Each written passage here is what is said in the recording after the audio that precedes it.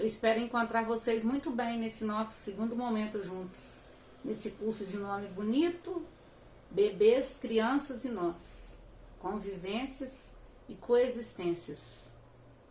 Vocês lembram que eu contei uma história na abertura do curso? Hoje eu estou aqui para falar um pouco dessas histórias na minha vida. Contar histórias para mim é algo que sempre me acompanhou. Até pouco tempo eu pensava, será que eu sou uma contadora de história que virou professora? Ou será que eu sou uma professora que conta história? Mas eu já descobri. Porque desde bem pequena eu contava história. Eram histórias ouvidas, histórias lidas, histórias inventadas e dramatizadas, porque não bastava só contar, não bastava só escutar, tinha que fazer aquele teatrinho de quintal, tinha que representar, tirar tudo do lugar, imaginar, criar. Não é à toa que eu sempre ouvia minha mãe dizer, eita menina inventadeira de moda. E com isso eu cresci e escolhi ser professora. Eu imagino que se a minha mãe estivesse aqui, hoje ela diria que juntou a fome com a vontade de comer. É a professora contando história, é a contadora de histórias, sendo professora. Então é isso que eu queria estar colocando para vocês, que contar histórias é algo que sempre me acompanhou no cotidiano com as crianças na escola. E é sobre isso que eu quero falar um pouquinho, sobre a minha vida com as crianças na escola, esse cotidiano em meio às histórias. Como isso acontece na escola? Para começar, pelas minhas leituras, pela minha experiência, para mim as histórias elas nunca estão sozinhas. Elas sempre vêm acompanhadas de outras linguagens, porque as histórias elas fazem parte da nossa condição humana.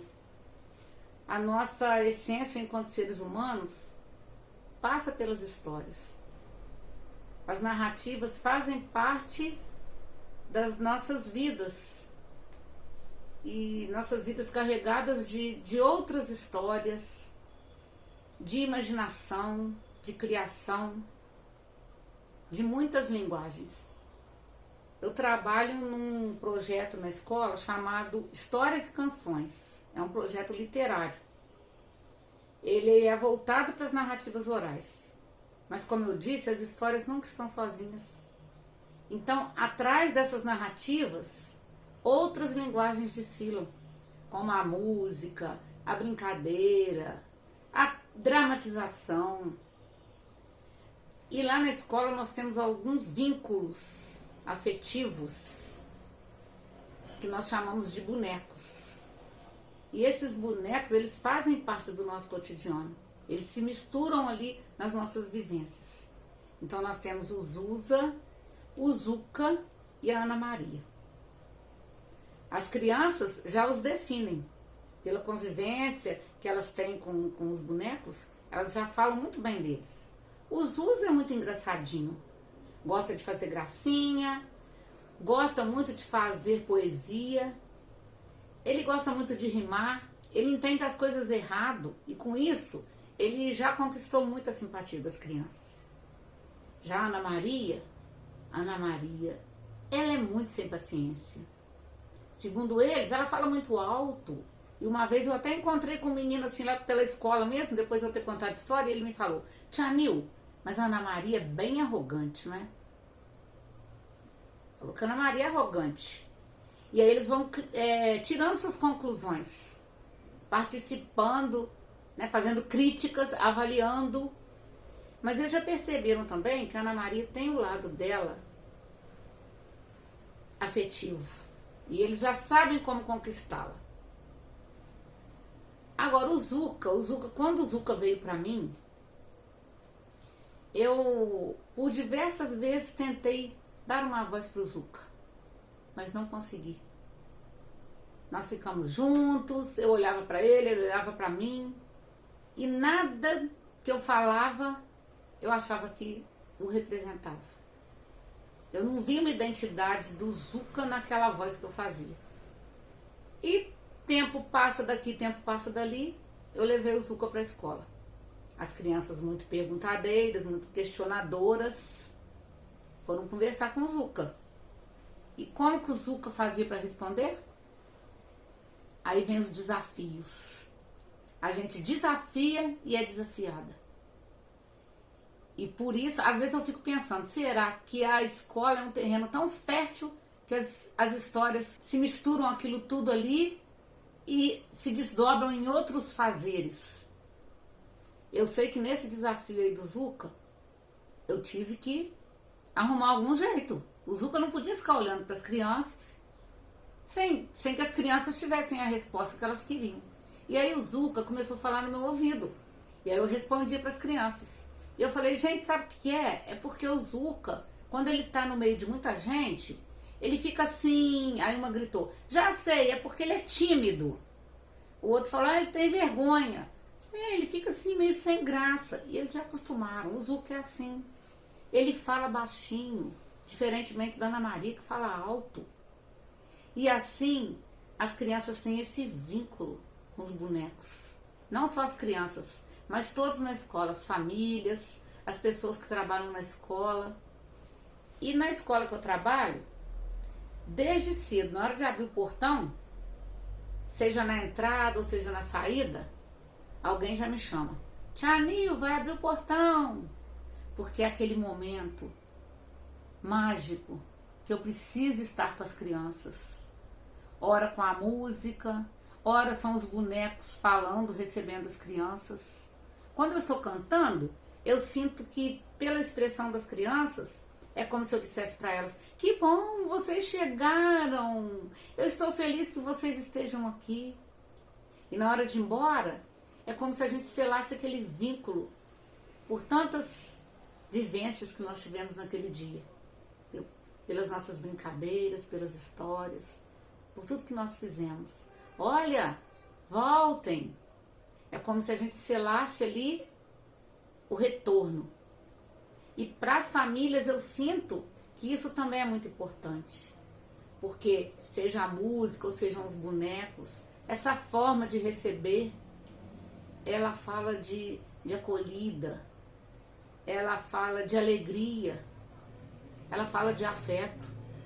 E eu digo para vocês, o instrumento principal nisso tudo não é o violão, não são os bonecos, é o sentimento, é a disponibilidade em receber, em estar junto, em abrir portas mesmo para tudo que a gente pode fazer ali junto, naquele cotidiano que a gente quer construir junto, através da interação e da brincadeira. Bem assim, como falam as diretrizes. E é muito bom ver as professoras nas portas das salas, esperando as crianças chegando, ouvindo as canções, brincando com os bonecos. Até as crianças que vêm de van, elas já vão atravessando a rua, querendo dançar, cumprimentar. E isso movimenta a escola, movimenta o nosso cotidiano. A Ana Maria, às vezes, na hora de receber as crianças, ela fica diferente, porque até ela mesma, ela sente que algo de bom ali está acontecendo, que é o encontro nosso com as crianças. Olá! Tá bem, entrar me abraçar. Você também. Tá bem, entrar me abraçar. E isso é muito bonito. Isso é muito amoroso. Em relação à carga horária que eu trabalho, às vezes eu vou nas turmas, levando os bonecos, levando o violão, levando alguma história para contar. E outras vezes eu espero as crianças num salão que nós temos lá na escola. Quando eu vou nas turmas, é um momento menor. No salão, já é um momento um pouco maior e onde se reúnem todas as turmas. As crianças no início chamavam de show. Ah, é o show do Zusa. Tia Nil, hoje vai ter o show do Zusa. E aí eu falei, se elas estão chamando de show, show tem que ter um ingresso. E aí eu peguei um tapete de borracha que eu tinha, cortei as borrachinhas e no dia do show eu passava de sala em sala entregando o tal ingresso. E aquilo ali já dava aquela expectativa nas crianças. Aquela ansiedade, ansiosidade, como disse uma vez um menino, que ficou balançando muito as pernas antes da história. E aí eu pedi, espera um pouco, vai começar a história. E o outro falou, não, tia Nil, ele não vai conseguir porque isso é ansiosidade. Então essa vontade de estar junto, de ver o que vai acontecer, eles chamaram de show. E depois essa borrachinha, ela passou a ser um ingresso mesmo. São os desafios, são as provocações. Ah, eu vou fazer um ingresso. E aí teve o ingresso do show. Mais tarde começaram a chamar o show de espetáculo. Então nós vamos seguindo o vocabulário das crianças. Ah, é um espetáculo. É o espetáculo da Tia Nil, é o espetáculo das histórias. E é um espetáculo mesmo. Porque da história vem a brincadeira, da brincadeira vem as crianças lá na frente também querendo participar, sendo protagonistas de alguma forma, de algum acontecimento. E às vezes, gente, eu fico pensando, se as histórias é que nos provocam e fazem com que nós sempre estejamos criando outras coisas, ou se é aquele terreno fértil ali do cotidiano mesmo da escola, que faz com que as histórias floresçam e se constituam em outras ações, em outras formas de ser e estar ali naquele lugar. Bom, na hora da história mesmo, que é a hora que eu sento e tem aquela roda enorme de crianças, essa é a hora bonita. Essa é a hora bonita, gente. Porque naquele momento que eu estou ali, sentada com as crianças, eu não sei o que vai acontecer. Eu sei que eu vou contar uma história. Eu escolhi a história. Eu já estive com a história. Eu almocei com a história, eu tomei banho com a história. Eu brinquei com a história. E para as crianças? Elas também. Elas não sabem qual história vai ser. Mas ao mesmo tempo, naquele momento ali, eu não sei, as histórias, elas mexem com os nossos sentimentos. Através das histórias, nós desenvolvemos nossas emoções. Então é um momento, nesse momento, antes de começar a contar a história, eu não sei o que vai acontecer. É algo de belo, de bonito, de mágico. É um encontro, é um silêncio de encontro. As crianças me esperando e eu esperando para poder apresentar aquela história ali. E muitas vezes esses sentimentos que as histórias provocam, esses sentimentos nos surpreendem muito. Como eu já posso até dar um exemplo aqui para vocês, posso dar até 2 exemplos para vocês. O tempo é curto, mas eu preciso falar um pouco disso para poder ilustrar para vocês como nós somos surpreendidos pelas histórias, pelo que elas trazem no momento que elas estão sendo apresentadas. Uma vez eu contando uma história naquela roda enorme lá no salão, eu contei a história do velho do saco. E nessa história, quando o velho do saco pega a menina e joga nas costas, a menina canta uma música muito triste. E toda hora eu cantava essa música. Quando ele pegava a menina e jogava nas costas, eu cantava a música. Nessa de olhar com olhar, eu olhei para o meu lado e vi uma menina, os olhos marejados de lágrimas. E aí eu olhei para ela.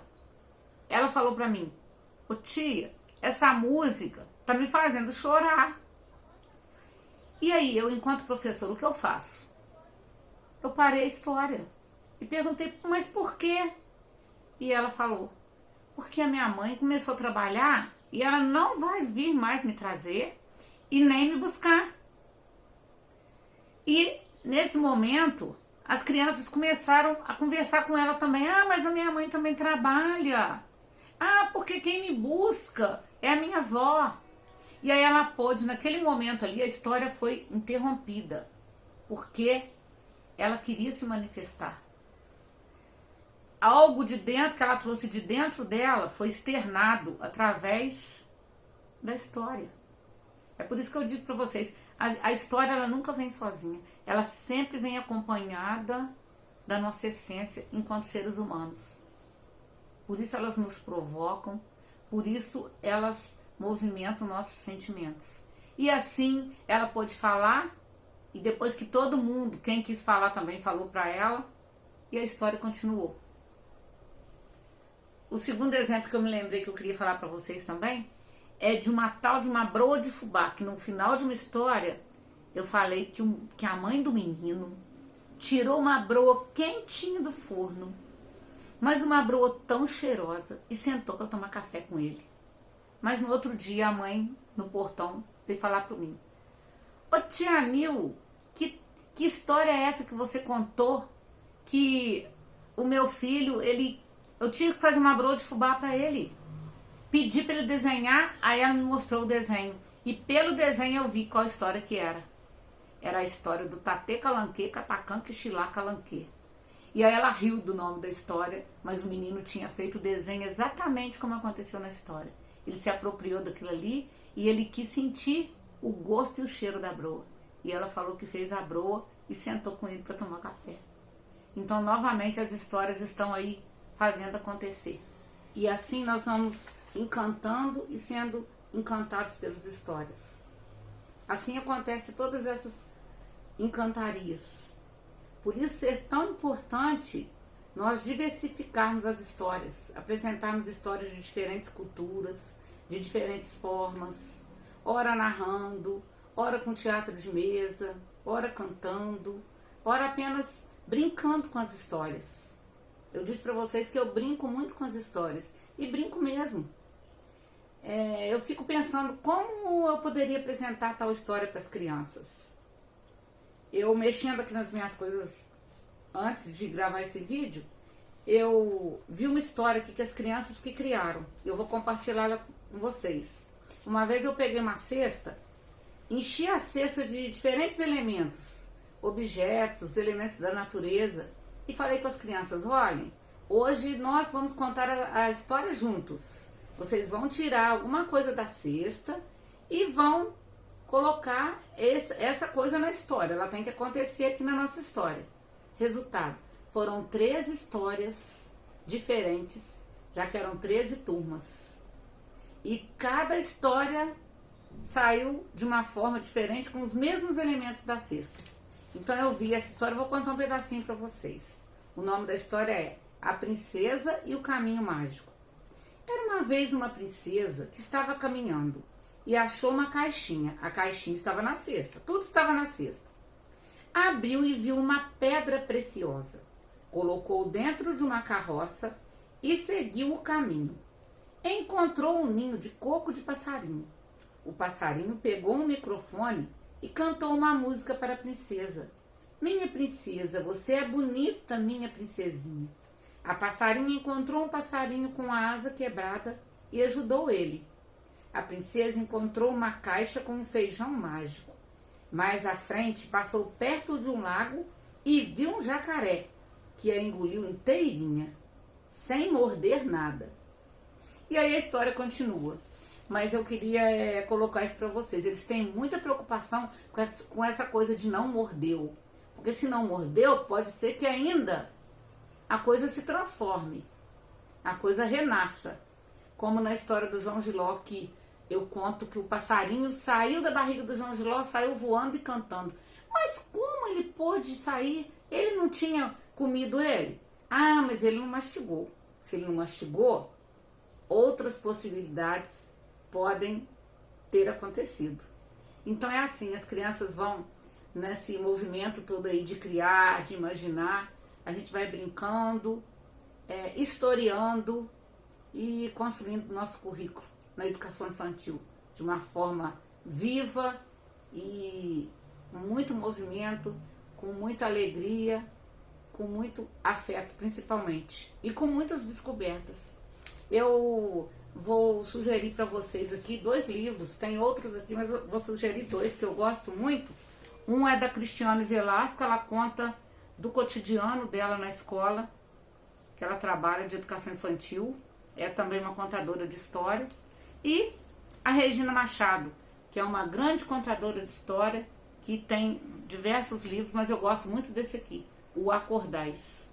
Tá bom, gente? Até uma próxima oportunidade e acho que eu vou me despedir cantando de vocês.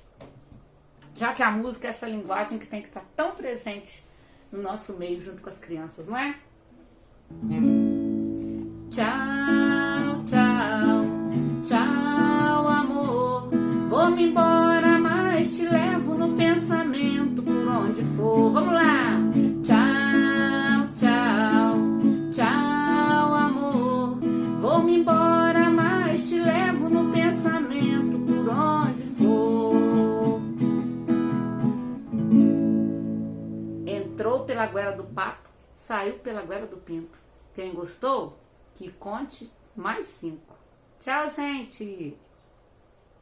Que bom que você chegou, o sol brilhou, passarinho. Você chegou, o sol brilhou, passarinho cantou. Ó, que bom, você chegou, o sol brilhou, passarinho. Ó, que bom que você chegou, o sol brilhou, passarinho cantou.